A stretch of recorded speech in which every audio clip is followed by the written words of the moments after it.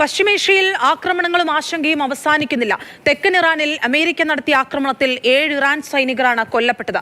Hormuz കടലിടുക്കിൽ Indian ചരക്കുകപ്പലിന് നേരെയുണ്ടായ ആക്രമണത്തിൽ കാണാതായ നാവികന്റെ മൃതദേഹം ഇന്ന് കണ്ടെത്തി. ഇറാനിലേക്ക് കനത്ത ആക്രമണം നടത്തുമെന്നും പാലങ്ങളും വൈദ്യുതി നിലയങ്ങളും തകർക്കുമെന്നുമാണ് ഡൊണാൾഡ് ട്രംപിന്റെ പുതിയ ഭീഷണി.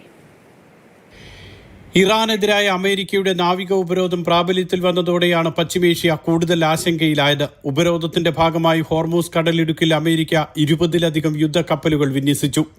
നിരവധി യുദ്ധവിമാനങ്ങളും ഇവിടെ വിന്യസിച്ചിട്ടുണ്ട്. തെക്കൻ ഇറാനിലെ തുറമുഖങ്ങളിലും സൈനിക കേന്ദ്രങ്ങളിലുമായി 1.5 മണിക്കൂർ നീണ്ട ആക്രമണം നടത്തിയതായി അമേരിക്കൻ സെന്റർകോം അറിയിച്ചു.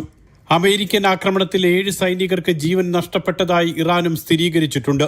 നാവിക ഉപരോധം നിലവിൽ വന്നതോടെ ഇറാനിലേക്ക് ചരക്ക് കപ്പലുകൾ വരാനോ ഇറാനിൽ നിന്നും കപ്പലുകൾ പുറത്തേക്ക് പോകാനോ അമേരിക്ക അനുവദിക്കുന്നില്ല.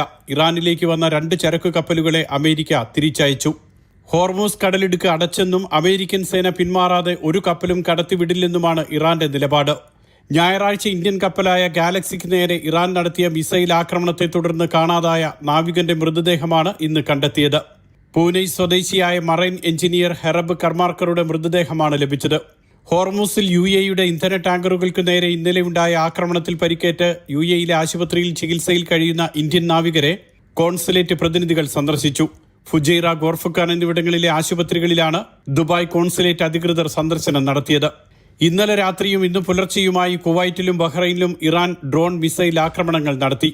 പ്രസിഡന്റ് ഡൊണാൾഡ് ട്രംപിന്റെ അധ്യക്ഷതയിൽ പ്രത്യേക യോഗം ചേർന്ന് അമേരിക്ക നിലവിലെ സാഹചര്യം വിലയിരുത്തി.